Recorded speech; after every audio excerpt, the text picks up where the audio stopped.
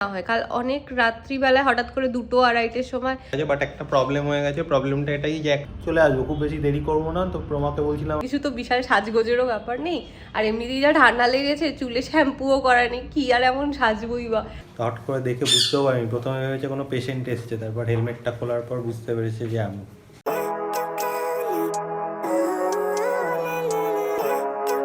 Good morning everyone, welcome back to our channel inside 1-4C।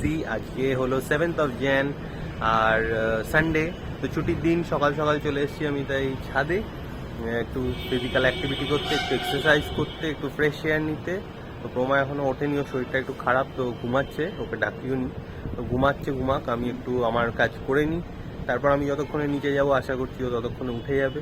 তারপর বাকি কাজ হবে, চা খাওয়া, ব্রেকফাস্ট, এসব তো আছেই। তো আজকে সারাদিন কীভাবে কাটাচ্ছি দেখার জন্য ব্লগটা পুরো এন্ড অব্দি অবশ্যই দেখুন। হয়ে গেছে আমার সব কিছু ডান, তখন যাচ্ছি নিচে, বাজে অলমোস্ট 9:45। তো দেখি প্রমাণ করছে কি।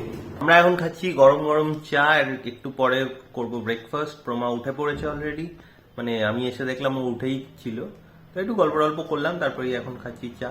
বসেছি আমি এখন ব্রেকফাস্ট করতে, রুটি। দুজনেই বসেছি। হ্যাঁ, দুজনেই বসেছি।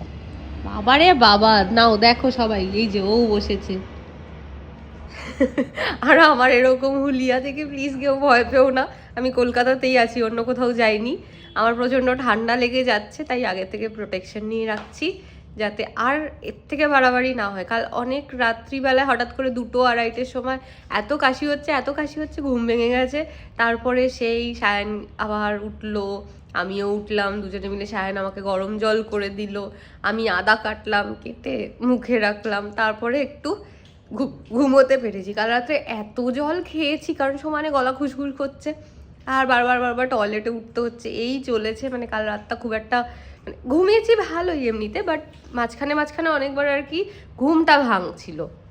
বাট আদাটা খাওয়ার পরে, মানে আদাটা মুখে রাখার পরে আর কি, বিশ্বাস করো সত্যি খুব হেল্প হয়েছে। তো তোমরা নিশ্চয়ই জানো, বাট তবু আর একবার বলছি, যদি কেউ না জেনে থাকো, তোমাদেরও যদি এরকম কাশি হয়, আদা মুখে রাখবে, দেখবে খুবই হেল্পফুল হয় ব্যাপারটা। এখন আমি ব্রেকফাস্টে তাড়াতাড়ি করি, খিদেও তো পেয়েছে। হয়ে গেছে আমাদের ব্রেকফাস্ট করে প্রমা এখন করছে এদিকে ব্লগ এডিটিং, আর আমি এখন একটা কাজ নিয়ে বসবো। সেটা হচ্ছে মানে আমাদের অফিসে আমাদের বলে না, যে কোনো কারোর অফিসেই তোমরা হয়তো জানবে যে যেহেতু এই ইয়ার এন্ড আসছে না, তো ইনভেস্টমেন্ট প্রুফ দিতে হয়, যে ট্যাক্স সেভিংস যেটা আমরা করি সেটারই প্রুফগুলো দিতে হবে। তো কালকে সেটা লাস্ট ডেট, মানডে।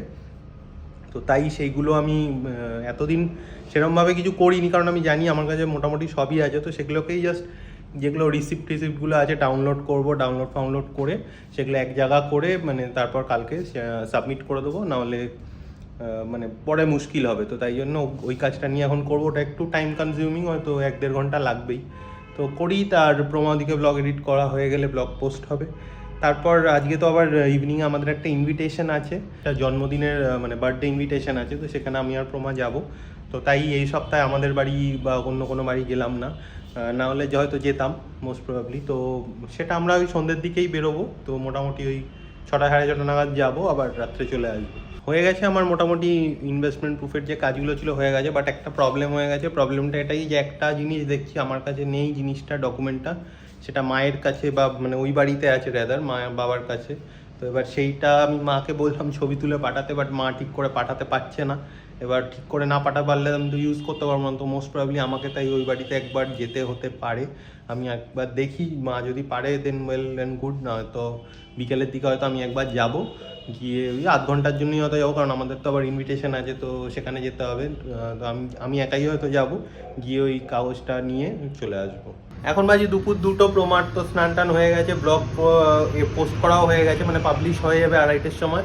তো আমি এখন যাব স্নান হয়ে গেলেই দুজনে করব লাঞ্চ করে তারপর দেখি কি করি। আমি যেমন বললাম হয়তো আমাকে ওই বাড়ি একটু যেতে হবে, তো দেখছি সেটা কি করা যায়। আমরা দুজনেই বসে গেছি এখন লাঞ্চ করতে। লাঞ্চের আজকের মেনু হচ্ছে চিংড়ি মাছের মালাইকারি, যেটা কালকে বানিয়ে মালাইকারিটাই খায়নি ওই আর কি কোনো রকম, আর তার সাথে চিকেন স্টু, এটা কাল রাত্রে বানানো হয়েছিল, আর তার সাথে ভাত, ব্যাস এই, আর কিচ্ছু না। ডাল বানাবো ভেবেছিলাম। ও আচ্ছা, আজকে সায়ন আচারও খাচ্ছে ওটার সাথে, কুলের আচার না, সেই হস্তশিল্প মেলা থেকে না, ফাইনালি আজকে উদ্বোধন হচ্ছে আচারটার। এতদিন আমি আচারও তো ভালো খাই না, আমি ওকে মনে করাচ্ছি যে খেতে হবে। আমি ভালো খাই কোনগুলো বলো তো, দোকান থেকে কিনে 2 টাকা 2 টাকা 3 টাকায় ছোটোবেলায় পেতাম না, ওই আচার, সেই যুগে খেতাম। তাও কম, আমি আলু কাবলি বেশি ভালো খেতাম, এই কাঠি দেওয়া থাকতো ওই আলু কাবলি। আচারের প্রতি আমার অত ক্রেজ নেই, তাই আমি খাচ্ছি না, ও খাচ্ছে। এখন বাজে অলমোস্ট 5টা, তো খেয়ে দিয়ে দুজনে একটু শুয়েছিলাম, রেস্ট নিচ্ছিলাম। তো আমি এখন রেডি হয়ে গেছি, যাচ্ছি ওই বাড়ি, ওই যেটা ডকুমেন্টটা আনার কথা ছিল সেটাই আনতে যাচ্ছি।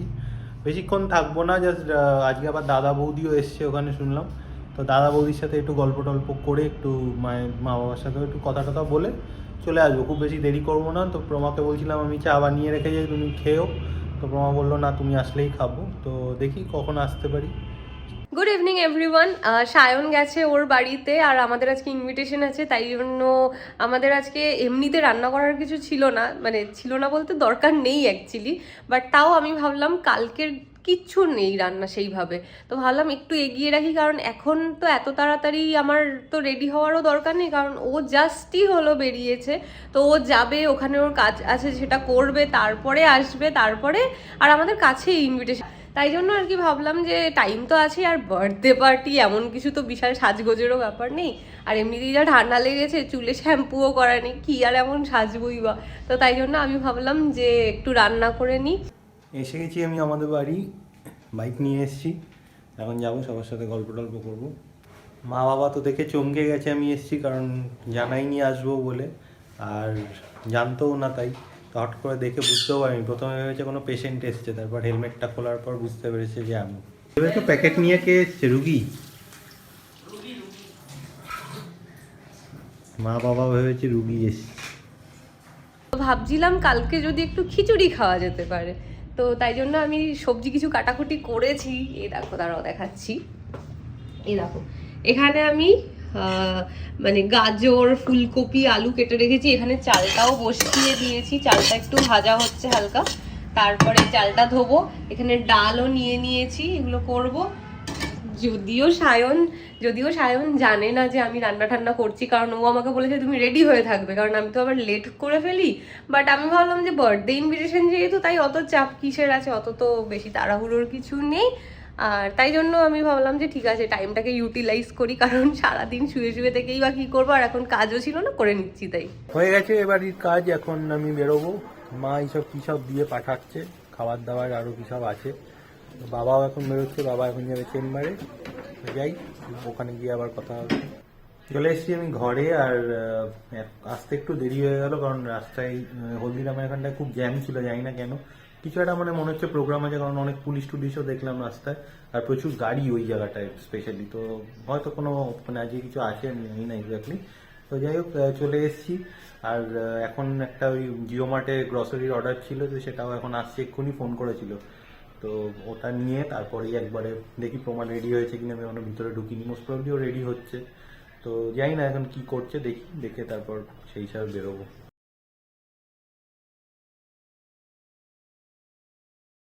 ঘরে এসে ড্রেস চেঞ্জ করে নিলাম, ড্রেস চেঞ্জ করে একটু ফ্রেশ হলাম। আমি একটু হালকা টিভি দেখছিলাম 10-15 মিনিট মতো।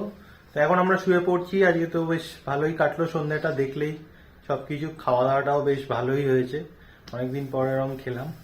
তো দেখা হচ্ছে কালকে একটা নতুন ব্লগে। আর যদি আমাদের ভিডিওসগুলো ভালো লাগে, তাহলে অবশ্যই আমাদের চ্যানেলটা সাবস্ক্রাইব করো, আর আমাদের ভিডিওসগুলো লাইক ও শেয়ার করো। Till then, bye bye, good night.